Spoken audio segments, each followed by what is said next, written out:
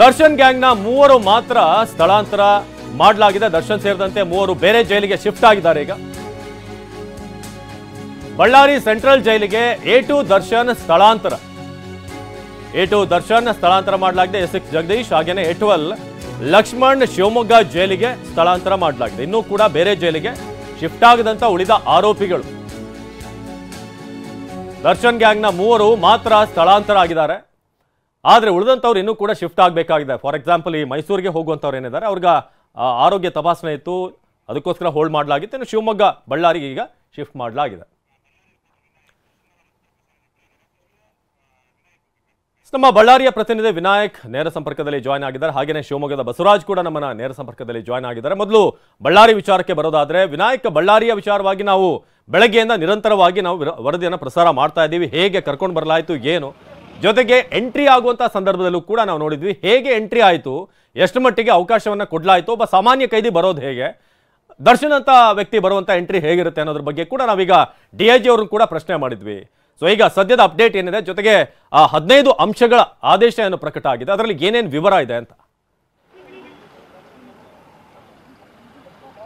ಖಂಡಿತ ಅವಿನಾಶ್, ಈಗ ಪರಪ್ಪನ ಅಗ್ರದಿಂದ ನೇರವಾಗಿ ಬಳ್ಳಾರಿಯ ಸೆಂಟ್ರಲ್ ಜೈಲಿಗೆ ಶಿಫ್ಟ್ ಮಾಡುತ್ತಿದ್ದಂತೆ ಇಲ್ಲಿ ಕೂಡ ಸಾಕಷ್ಟು ಎಂಟ್ರಿ ವಿಚಾರವಾಗಿ ಸಾಕಷ್ಟು ಸಮಸ್ಯೆ ಗೊಂದಲ ಆಗಿರುವಂಥದ್ದು. ಅದರಲ್ಲೂ ಕೂಡ ಪ್ರಮುಖವಾಗಿ ಸಾಮಾನ್ಯ ಕೈದಿಯಂತೆ ಸೆಲೆಬ್ರಿಟಿ ದರ್ಶನ್ ಒಳಗೆ ಬಂದಿಲ್ಲ. ಹೀಗಾಗಿ ಈಗಾಗಲೇ DIG ಕೂಡ ಬೆಂಗಾಲು ವಾಹನಗಳಿಗೆ ಈಗಾಗಲೇ ನೋಟಿಸ್ ನೀಡಿರುವಂಥದ್ದು. ಅಂದ್ರೆ ಪ್ರಮುಖವಾಗಿ ಸಾಮಾನ್ಯ ಕೈದಿಗಳು ಯಾವ ರೀತಿ ಬರ್ತಾರೆ ಅದೇ ರೀತಿಯಾಗಿ ಕೈದಿಗಳನ್ನ ಬಳ್ಳಾರಿ ಜೈಲ್ಗೆ ಎಂಟ್ರಿ ಕೊಡಬೇಕಾಯಿತು. ಆದ್ರೆ ಸ್ಟೈಲಿಶ್ ಆಗಿ ಒಂದು ಕೂಲಿಂಗ್ ಗ್ಲಾಸ್ ವ್ಯವಸ್ಥೆ, ಮತ್ತೊಂದು ಕಡೆ ಕೈಯಲ್ಲಿ ಒಂದು ವಸ್ತ್ರದ ವ್ಯವಸ್ಥೆ, ಮತ್ತೊಂದು ಕಡೆ ಕೈಯಲ್ಲಿ ಒಂದು ಬಳೆಯ ವ್ಯವಸ್ಥೆ, ಇತರೆ ಫ್ಯಾನ್ಸಿ ರೀತಿಯಲ್ಲಿ ಇರತಂತಹ ಸಿಚುವೇಶನ್ ಅಲ್ಲಿ ಬಳ್ಳಾರಿ ಜೈಲಿಗೆ ನಟ ದರ್ಶನ್ ಬಂದಿರುವಂಥದ್ದು. ಹೀಗಾಗಿ ಇದು ಕೂಡ ಸಾಕಷ್ಟು ಆಕ್ಷೇಪ ಕೂಡ ವ್ಯಕ್ತವಾಗಿರುವಂಥದ್ದು. ಈಗ ಆಕ್ಷೇಪ ವ್ಯಕ್ತವಾಗುತ್ತಿದ್ದಂತೆ DIG ಕೂಡ ಎಚ್ಚೆತ್ತುಕೊಂಡು ಈಗಾಗಲೇ ಬೆಂಗಾಗಲು ವಾಹನಕ್ಕೆ ಈಗಾಗಲೇ ನೋಟಿಸ್ ನೀಡುವಂಥದ್ದು. ನೋಟಿಸ್ ನೀಡುವ ಮೂಲಕವಾಗಿ ಅವರಿಗೆ ಈ ಕುರಿತು ಕಾರಣ ಕೂಡ ತಿಳಿಸಬೇಕು ಅಂತ ಹೇಳ್ತಾರೆ. ಅಂದ್ರೆ ಪ್ರಮುಖವಾಗಿ ಕಣ್ಣಿನ ಸಮಸ್ಯೆಗಳಿದ್ರೆ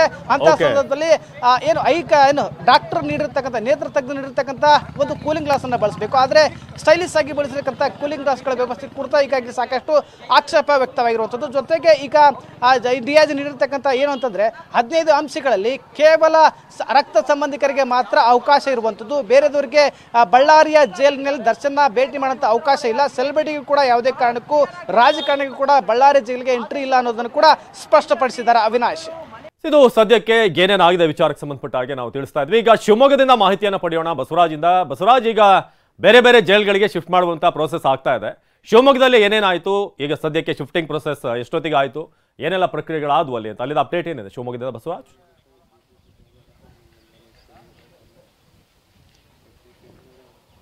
ಅವಿನಾಶ್, 11 ಗಂಟೆ ಸುಮಾರಿಗೆ ಬೆಂಗಳೂರಿನ ಪರಪ್ಪರ ಅಗ್ರದಿಂದ ಶಿವಮೊಗ್ಗದ ಕೇಂದ್ರ ಕಾರಾಗೃಹಕ್ಕೆ ಇಬ್ಬರು ಆರೋಪಿಗಳನ್ನ ಕರೆತರಲಾಯಿತು. ರೇಣುಕಾಸ್ವಾಮಿ ಕೊಲೆ ಪ್ರಕರಣದ A6 ಆಗಿರುವಂತಹ ಜಗದೀಶ್ ಮತ್ತು A12 ಆಗಿರುವಂತಹ ಲಕ್ಷ್ಮಣ್ ಇಬ್ಬರನ್ನು ಬಿಗಿ ಭದ್ರತೆಯಲ್ಲಿ ಶಿವಮೊಗ್ಗದ ಕೇಂದ್ರ ಕಾರಾಗೃಹಕ್ಕೆ ತರಲಾಯಿತು. ಅದರ ನಂತರ ಏನು ಜೈಲಿನಲ್ಲಿರುವಂತಹ ಪ್ರೊಸೀಜರ್ ಮೂಲಕವಾಗಿ ಇಬ್ಬರನ್ನು ಅಡ್ಮಿಷನ್ ಮಾಡ್ಕೊಳ್ಳಾಯಿತು. ಅದರ ಬಳಿಕ ಒಂದು ವೈದ್ಯಕೀಯ ತಪಾಸಣೆ ಕೂಡ ಜೈಲಿನಲ್ಲಿ ಮಾಡಿದ್ರು. ಈ ಎಲ್ಲವನ್ನು ಕೂಡ ಮಾನಿಟರಿಂಗ್ ಮಾಡ್ತಿರೋದು ಏನು ಕೇಂದ್ರ ಕಾರಾಗೃಹದ ಮುಖ್ಯ ಅಧೀಕ್ಷಕ ಇದ್ದಾಳೆ ಡಾಕ್ಟರ್ ಅನಿತಾ, ಅವರು ಮಾಡ್ತಾ ಇದ್ರು. ಎಲ್ಲವನ್ನು ಕೂಡ ಮಾನಿಟರಿಂಗ್ ಮಾಡ್ತಿದ್ರು. ಸಹಜವಾಗಿ ಕೂಡ ಪರಪ್ಪನ ಅಗ್ರಹಾರದಲ್ಲಿ ಏನೇನು ಆಗಿದೆ, ಅವಾಂತರ ಆಗಿದೆ, ಅದರಿಂದ ಜೈಲಾಧಿಕಾರಿಗಳು ಕೂಡ ಎಚ್ಚೆತ್ತುಕೊಡ್ರಿ ಅಂತ ಹೇಳ್ಬೋದು. ಇಲ್ಲೂ ಕೂಡ ಅತಿ ಕಟ್ಟುನಿಟ್ಟಿನ ಕ್ರಮ ಮತ್ತೆ ಭದ್ರತೆ ಕೂಡ ಹೆಚ್ಚಿನ ಆದ್ಯತೆಯನ್ನು ಕೊಡಲಾಗಿದೆ. ಈಗಾಗಲೇ ಇಬ್ಬರು ಏನು ಜಗದೀಶ್ ಮತ್ತು ಲಕ್ಷ್ಮಣ್ಗೆ ಇಬ್ಬರನ್ನು ಕೂಡ ಜೈಲಿಗೆ ವೈದ್ಯಕೀಯ ತಪಾಸಣೆ ನಂತರ ಅಡ್ಮಿಷನ್ ಮಾಡ್ಕೊಳ್ಳಲಾಗಿದೆ. ಬೆಂಗಳೂರಿನಲ್ಲಿ ಅವರಿಗೆ ಬೇರೆ ಒಂದು ನಂಬರ್ ಕೊಡಲಾಗಿತ್ತು. ಈಗ ಇಲ್ಲಿ ಬಂದ ಶಿವಮೊಗ್ಗ ಕೇಂದ್ರ ಕಾರ್ಯಕ್ಕೆ ಬಂದ ನಂತರ ಜಗದೀಶ್ಗೆ 1072 ನಂಬರ್ ಕೈದಿ ನಂಬರ್ ಕೊಟ್ಟಿದ್ದಾರೆ. ಅದರ ನಂತರ ಲಕ್ಷ್ಮಣ್ಗೆ 1073 ಕೈದಿ ನಂಬರ್ ಕೊಟ್ಟಿದ್ದಾರೆ. ಈಗ ಅವರನ್ನ ಇಬ್ರು ಏನೋ ವಿಚಾರಣಾ ಕೈದಿಗಳಿದ್ದಾರೆ. ಇವ್ರನ್ನ ಕಾವೇರಿ ಬ್ಯಾರಕ್ ಇದೆ, ಆ ಕಾವೇರಿ ಬ್ಯಾರಕಲ್ಲಿ ಇಡಲಾಗುತ್ತೆ.